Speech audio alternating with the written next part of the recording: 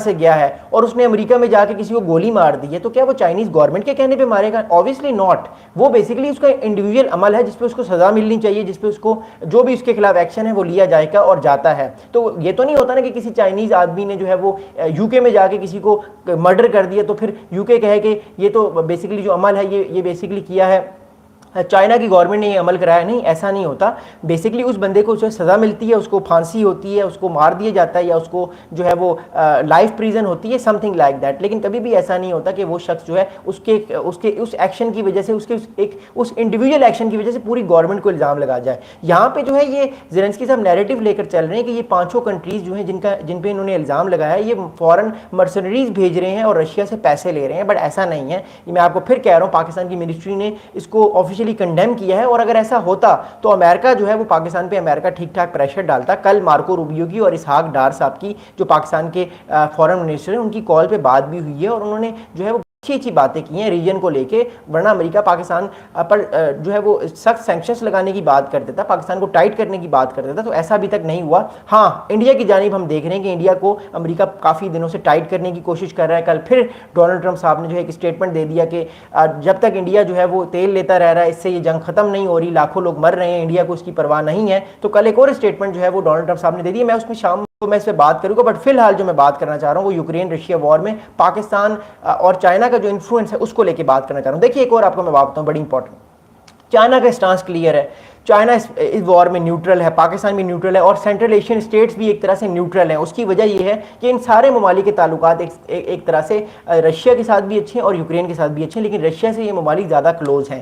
That's the reason why China जो है वो कोशिश कर रहा है कि ये जंग जो है इसमें रशिया हारे ना, क्योंकि अगर इस जंग में रशिया हार जाता है तो फिर अमेरिका का पूरा फोकस चाइना पे हो जाएगा और रशिया जो है वो जो और ज़्यादा ग्रेट पावर से एक रीजनल पावर बन जाएगा और वो वीक हो जाएगा। अगर वो वीक होता है तो उससे जाहिर बात है अमेरिका बासानी रशिया को अपनी तरफ भी कर सकता है और चाइना जो है इस जंग में और ज़्यादा जो है वो पीछे रह जाएगा, क्योंकि हमें पता है कि हम एक न्यू कोल्ड वॉर में हैं और इस एक न्यू कोल्ड वॉर में जो है एक तरह से एक नया कंपटीशन चल रहा है, ग्रेट पावर कंपटीशन, जिसमें अमेरिका का एक कंपटीशन चल रहा है और एक चाइना का कंपटीशन चल रहा है। और अब यूक्रेन रशिया वॉर के बाद पाकिस्तान और इंडिया भी इस कंपटीशन में एक बैटल ग्राउंड बन चुके हैं नए। मैंने बहुत सारी वीडियोज़ बनाई हैं, आप उन वीडियोज़ को भी देखिएगा।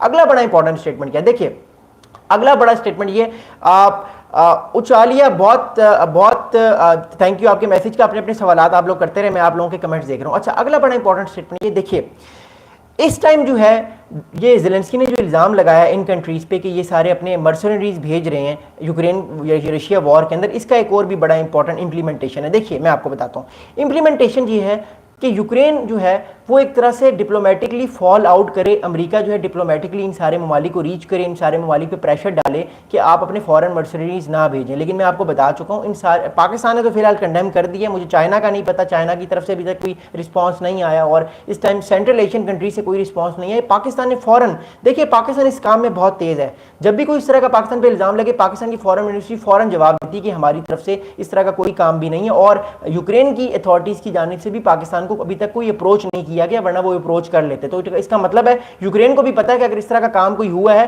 तो लोगों ने इंडिविजुअली इस तरह का कोई काम किया, कोई गवर्नमेंट ऑफ पाकिस्तान इसके पीछे नहीं है। और मुझे यकीन है कि गवर्नमेंट ऑफ चाइना या सेंट्रल एशियन स्टेट्स भी इस चीज़ के पीछे नहीं होंगे कि वो फॉरेन मर्सनरीज अपने बिहाफ पे भेज रहे हैं और रशिया से पैसे ले रहे हो। इंडिविजुअल तो कोई भी आदमी कहीं से जा सकता है। हमारे पास रिपोर्ट्स हैं कि रशियन मिलिट्री के साथ बहुत सारी दुनिया की मर्सनरीज लड़ाई कर रही हैं, रशिया उनको पैसे देता है। रशिया की अपनी एक मर्सनरीज भी थी जिसको वैगनर ग्रुप कहता था, जो कि रशियन फौजियों के साथ वो लड़ते थे। फिर इसके अलावा यूक्रेन के साथ भी बहुत सारी मर्सनरीज लड़ाई कर रही हैं, जिसमें नेटो के ममालिक के लोग हैं, नेटो के ममालिक के एक्स सोल्जर्स हैं। कहा जा रहा है कि नेटो की फौजें भी साथ साथ यूक्रेन के लड़ रही हैं, लेकिन वो अभी तक अपनी आइडेंटिटीज़ नहीं बता रहे, वो अपना नाम नहीं बता रहे। क्योंकि देखिए 3.5 साल तक किसी भी फौज को रोकना, बड़ी फौज को, अपने से 10 गुना बड़ी फौज को रोकना, ये इतना आसान काम नहीं, और वो भी कन्वेंशनली, मैं न्यूक्लियर बात नहीं कर रहा, कन्वेंशनली। तो ऑब्वियसली सपोर्ट तो मिल रही है नेटो की और ठीक ठाक यूक्रेन को सपोर्ट मिल रही है और सबको इस बात का पता है। अगला बड़ा इंपॉर्टेंट, देखिए ज़ेलेंस्की ने जो इल्ज़ाम लगाया इन कंट्रीज़ पे, ये इससे कॉन्फ्लिक्ट को और ज़्यादा कॉम्प्लिकेट करना चाह रहे हैं। ये इस कॉन्फ्लिक्ट को और ज़्यादा जो है वो एक ऐसी पीक की तरफ लेकर जाना चाह रहे हैं जिससे आने वाले टाइम पे जो मामलात हैं यूक्रेन रशिया वॉर के, वो आउट ऑफ कंट्रोल हो जाएं और ज़्यादा ताकतें इसमें आ जाएं। और चाइना पे भी बेसिकली ये ज़ेलेंस्की ने जो इल्ज़ाम लगाया है, एक तरह से चाइना पे भी प्रेशर डालने की कोशिश की है कि आप भी